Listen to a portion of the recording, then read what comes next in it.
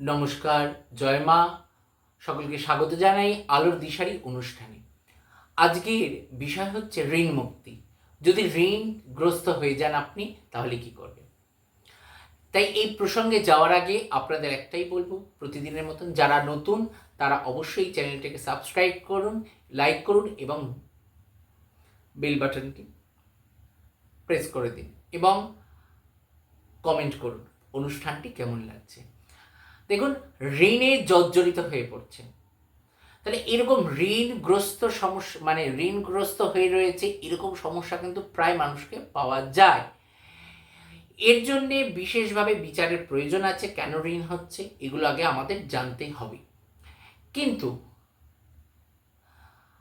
আমরা তৎক্ষণিক কি করব সেই উপায় কিন্তু আজকে জানাবো। যেমন, আপনি যদি ঋণগ্রস্ত হয়ে যান তাহলে কি করবেন? এরকম ব্যবসা ক্ষেত্রে ব্যবসা করতে গিয়ে ঋণগ্রস্ত হয়েছেন, লাভবান হননি, আপনি ছেলেমেয়ের পড়াশোনার জন্য ঋণ হয়ে গেছেন, অসুস্থ কোনো রোগীর জন্যে চিকিৎসা করতে গিয়ে ঋণগ্রস্ত হয়ে গেছে, অনেক ক্ষেত্রে ঋণগ্রস্ত হয়। তাই এই ঋণগ্রস্ত মানুষের জন্যে কি কাজ রয়েছে? তাহলে আজকে বলি ঋণগ্রস্ত মানুষরা কি করবে।